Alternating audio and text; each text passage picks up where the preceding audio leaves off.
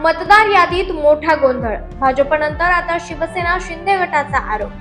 कल्याण डोंबिवली महापालिका हद्दीत मतदार यादीत गोंधळ थांबायचं नाव काही घेत नाहीये। पॅनल क्रमांक 22 मधील तब्बल 4500 मतदारांची नावे चुकीच्या प्रभागात टाकल्याचा धक्कादायक प्रकार समोर आलाय। या प्रकारामुळे राजकीय वातावरण चांगलंच तापलं असून भाजपनंतर आता शिवसेना शिंदे गटानेही निवडणूक अधिकाऱ्यांवर गंभीर आरोप केले आहेत। भाजपमधून शिंदे गटात प्रवेश केलेले माजी नगरसेवक विकास म्हात्रे यांनी प्रचंड नाराजी व्यक्त केली आहे। अधिकाऱ्यांनी विरोधकांबरोबर साटीलोट करून केले काय वाटतं? असं म्हणलं तो वावग ठरलं नाही, कारण तेच आम्हाला बघायचं की काय झालंय।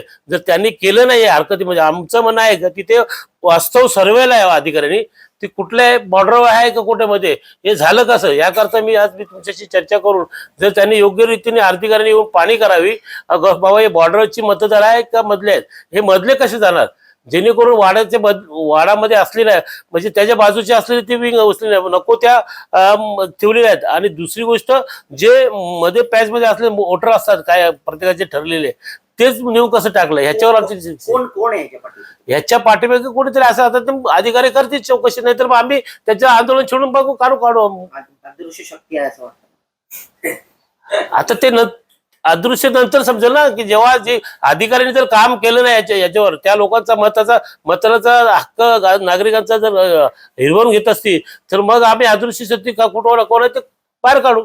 अधिकाऱ्यांनी योग्य याच्यावर दखल नाही घेतली तर ठीक आहे। लोकनायक न्यूज